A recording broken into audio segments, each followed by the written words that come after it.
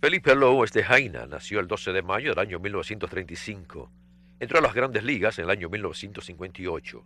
Por su calidad jugó con los Gigantes de San Francisco, Bravos de Atlanta, Atlético de Oakland, Yankees de Nueva York y Expos de Montreal. También los Cerveceros de Milwaukee.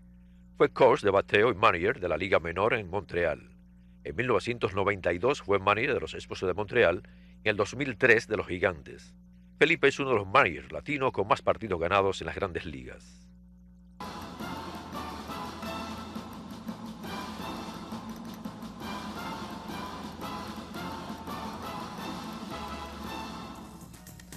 Vamos a continuar con el programa. En Salud Deportiva tenemos un médico bien especial, Washington Tejada, cirujano oftalmólogo. Gracias, doctor, por venir y vamos a darle buena orientación a nuestro público. Muchas gracias por la invitación y tenerme aquí. Qué bueno, doctor. Mire, doctor, hay una preocupación y es que si un deportista con catarata tiene riesgo de quedar ciego. Bueno, es una muy buena pregunta y hay más todavía en los deportistas, porque un deportista es alguien que debe cuidar muy bien su salud y depende de su salud para poder tener una buena coordinación mano-ojo.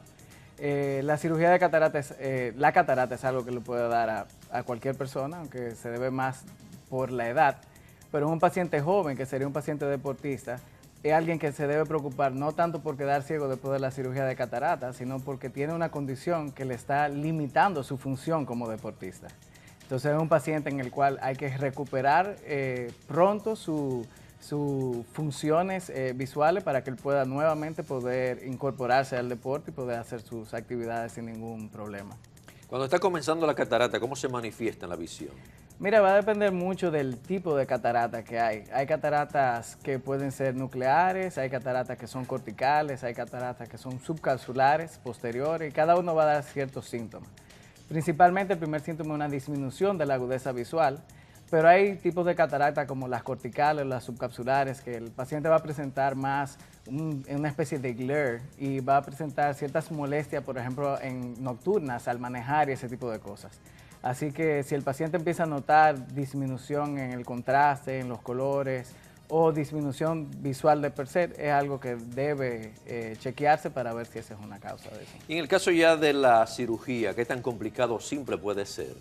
Mira, la cirugía en sí es complicada y necesita un gran entrenamiento para poder lograr hacerla, pero como todo, la práctica y el dominio te hace hacer algo difícil en fácil.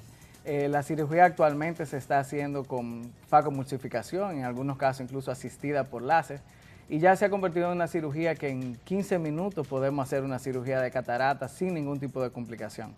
La cirugía de la catarata es la cirugía que más se hace en el mundo y es la cirugía que yo diría que tal vez de menor riesgo postoperatorio. Estamos hablando de alrededor de un 3% de riesgo de complicaciones, que yo creo que ni un apéndice te da ese riesgo tan bajito.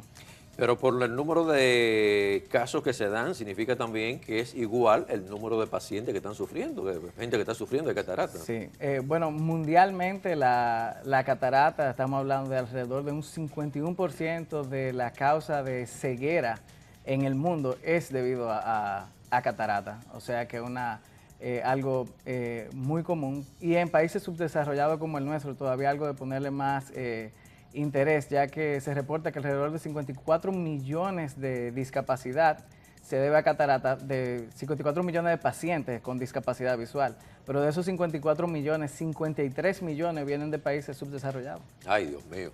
En el caso ya luego de la cirugía, un deportista, un atleta, ¿qué tiempo tiene que permanecer en reposo? Bueno, ahí dependería mucho si hacemos cirugía de catarata o cirugía refractiva. En el caso de los atletas, hay muchos atletas que tienen que depender de sus lentes o tienen que usar lentes de contactos. Y este tipo de pacientes nosotros recomendamos no una cirugía refractiva o LASIK o PRK. La recomendamos en el sentido de que el paciente ya no tiene que estar dependiendo de un lente de contacto, mucho menos de gafas. Por ejemplo, para un basquetbolista usar un tipo de gafas es algo muy incómodo. Un pelotero que está con lente de contacto y se mete un poquito de arena en el ojo ya es algo que le va a dañar el juego inmediatamente. Y entonces recomendamos en este tipo de pacientes cirugías refractivas. Esta cirugía, lo bueno es que la recuperación es bastante rápida. En casos de LASIK, al otro día el paciente puede estar viendo bien. En caso de PRK, más o menos a una semana el paciente ya puede irse reincorporando. Y en caso de cirugía de cataratas, si es una catarata leve o una catarata no muy madura, la recuperación es bastante rápido. Generalmente el paciente al otro día está viendo bastante bien, aunque le damos más o menos un mes postoperatorio de cierto cuidado relativo que debe tener. Sí, sí, hay una cirugía suave. Sí, sí, sí. Doctor, y con relación a las alergias oculares, ¿esto cómo podemos controlarlo si también hay que operar? Bueno, eso es un buen tema porque se asocia mucho las alergias oculares con algo que es la causa número 1 de consulta al oftalmólogo, que es el síndrome de ojo seco. Entonces, ¿qué ocurre?